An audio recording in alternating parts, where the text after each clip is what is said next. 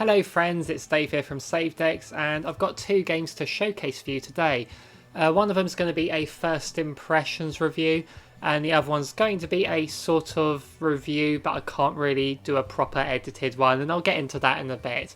But before we do, I'm going to talk about Mind Maze, which has just today released on the Switch. It costs £4.49 or $4.99, €4.99. And what is this game? It's sort of like a logic puzzle game. And I'll go into why I can't do a full review of it as I show off the game. So as you can see, you've got your basic campaign, which I'm on the third level of that. And as you can see, there's 25 levels to go, but you have to play each one to unlock the next. If you go to Triplex, you've got these sort of bigger stages as well, which is pretty cool.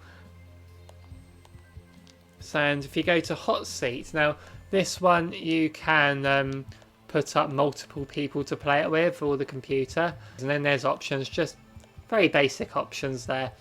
So that's what you get here. So what is this game? I'm going to go into the first level of the basic campaign.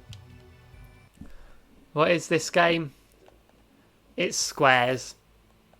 Basically, you push, you put in a line wherever you want, and the computer puts in a line, I put in a line, I've just made a square, I get a point, and I get another go. And it's whoever has made the most squares at the end wins. So really, there's two reasons why I'm not going to do a proper review on it.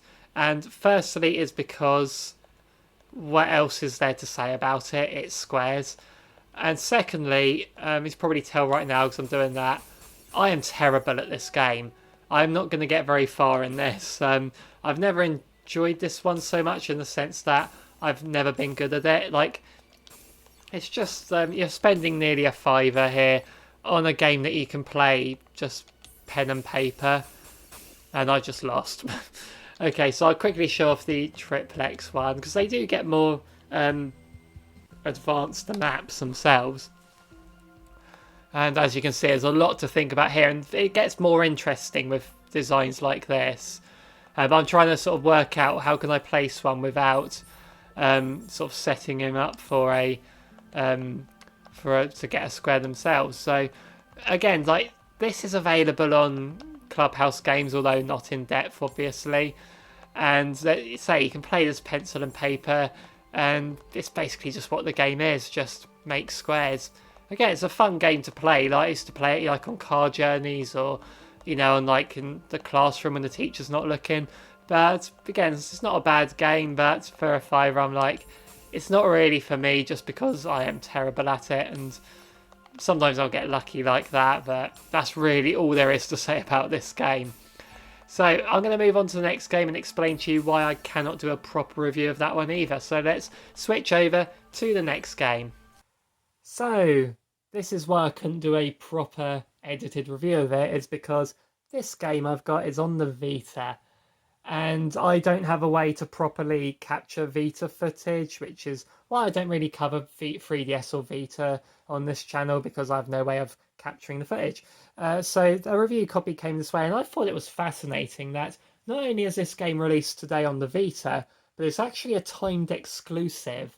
And I thought it was fascinating. It's 2021 and the Vita has gotten a timed exclusive. And this is also coming to Steam as well, but I don't know the release date for that. And it's going for $4.99 on, I think that's in pounds and dollars as well. But so you can either continue or start your game. You only have one save file. If I was to start my game, it would wipe that file. So let's go to continue. I did start a new file just to prepare for this review. So let's just start the game up.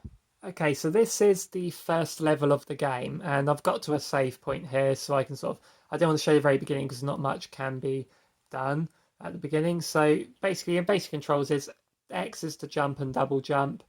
You use the circle button to attack. Square is to do a magic spell, which I've got the fire one, the fireball, first one, and then the triangle is to do your roll, or if you're in the air, you can do a dash thing. So what this game is, it's sort of it bills itself as a metroidvania platformer, but I wouldn't really call it metroidvania in its structure. I mean, it sort of looks like a metroidvania in the way it goes. If you can bring up a map, which I'll show you, this is the level I'm on. So this here is where the room I'm in, because it shows that's where the save point is. And these are the rooms I've been in. These darker shaded ones are ones that I haven't been in. So if I was to move across, then I would go back to there. That's where I am now. It's been kind of differently, but it doesn't tell me that's the room you're in. So if I was to go back to other rooms, I wouldn't know exactly which one I'm in unless I was keeping count. So it's weird they put in the map to show how the level's shaped. But you don't really need to go back and forth at all. All you need to do is get to the end of the level. Going to be one of those three, I'm guessing. But we'll get to that anyway. So basically, to do a magic spell, you've got these two blue bars. If I use one here to destroy these crates, I lost a blue bar. They come back with time. These fountains can give you them back. 2 hit points there. That's cool. So now I'm collecting that gem there. I've got 4 gems, as you can see. And I'll take out this mushroom and then I'll get another gem there. So what I'm going to do, I'm going to take a death just to show you something I need to point out about this, because these gems are used to, there's occasionally you'll find someone who's selling you things in a shop. So I'll get them as well. Just quickly fall into take an intentional death. That lost a heart. Let's lose the second heart. So now let's go back to where that save point was. You'll notice I've gone back down to 2 gems. So if you go back to your save point, you basically revert back to what you had at that point, which is all fine. You've gone back to where you last saved it. But the problem is, notice that gem I got there, that's gone. You don't get them back on the overworld. So I have completed this game. It's not a very long game. There's like 4 chapters in it. Probably like just over an hour of gameplay it took me. But I never got to experience buying anything in a shop because it all disappeared. There was 3 gems there, wasn't there, that go token. It's a really strange decision to do that. Either have me keep the gems I got or have the overworld gems reappear. Otherwise, it's like you have to do it on your first try or you have to make it there. So other than that, like it controls fine. It's really well. I like the character in it. And the graphically, I think it looks nice. And the musically, it sounds like a Game Boy Color game. I can't really show you the sound because I think the camera wouldn't really pick it up very well. So here we go. I'm learning a new power, Fire Dash, which you use the L button to do these ones. So I can I can't use it in a minute apparently. But then the other thing I wanted to mention though, and this was a biggie, the reason why I did a cut after I started this file was because it takes a long time to load. And it's not a case of it just being a simple long loading screen. It's the fact that it doesn't really tell you it's loading. And I've been thinking a few times that the game's just frozen on me because that's the impression you get. And it's not just things like that, but other little performance issues happens, like frame rate will drop every now and then. Sometimes I'll be redoing this same bit over and over again because I keep dying, but then the game just cannot keep up with itself, and it doesn't really control well when that happens. And the other issue I have is later on you get these other enemies, like other wizard enemies that shoot fireballs in all sorts of directions.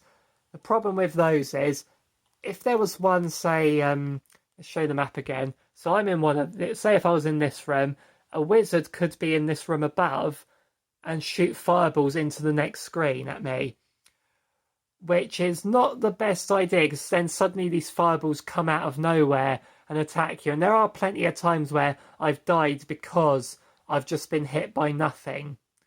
And it is strange like that. So it's not a long game. It's not very expensive either. If you like the look of it, I'd say when it's on a sale, maybe take a look. But I mean, it's coming to Steam eventually. I just find it weird that the Vita has a console exclusive for a game that could be on any console, really. So yeah, it's a cute looking game. It plays all right for the most part, and it's just, again, it's very short. Its performance isn't the best. But see there, I just froze for some reason. I don't know why. So yeah, so maybe this is one to avoid. Same with Mind Maze. I don't think either of the games are worth getting personally, but hopefully I've shown you enough so you can make your own mind up. And so let me know in the comments down below whether you like the look of these games, whether you're thinking about picking them up. Make sure you click that like button and subscribe to keep up with us. And on that death, I'm going to call this a day. I'll see you in the next one. Let me know if you want to see more videos of me playing the Vita like this. This is the best I can do. I do apologise. Thanks, guys. Bye.